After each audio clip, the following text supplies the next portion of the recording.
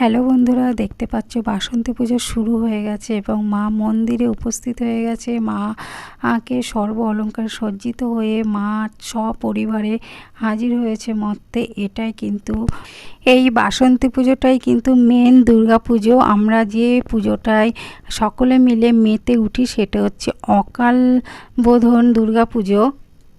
সকলকে আমার তরফ থেকে বাসন্তী পুজোর অনেক অনেক শুভেচ্ছা রইল এবং সকলে ভালো থেকো, সুস্থ থেকো। আর আমার এই চ্যানেলটাকে সকলে সাবস্ক্রাইব করে দিও, পাশে থেকো, সাথে থেকো।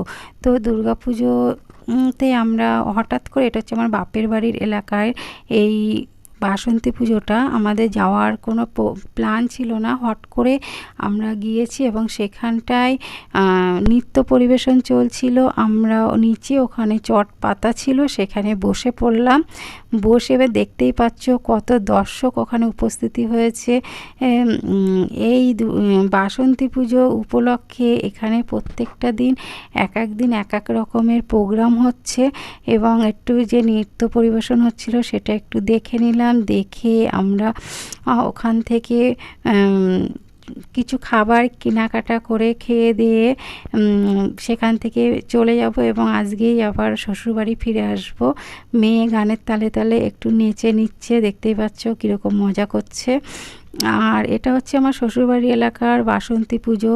তো আমরা ওখান থেকে রওনা হয়ে সোজা বাড়ির দিকে চলে এসেছি এবং এই মন্দিরেও প্রোগ্রাম হচ্ছিল। দেখতে পাচ্ছ এখানেও কত দর্শক উপস্থিত হয়ে আছে। আমরা এখানটায় কিছুক্ষণ প্রোগ্রাম দেখে বাড়ির দিকে রওনা হলাম। তোমরা সকলে আমার চ্যানেলটাকে সাবস্ক্রাইব করে দিও, ভালোবেসো আর সাথে থেকো, পাশে থেকো। আজকের মতো টাটা।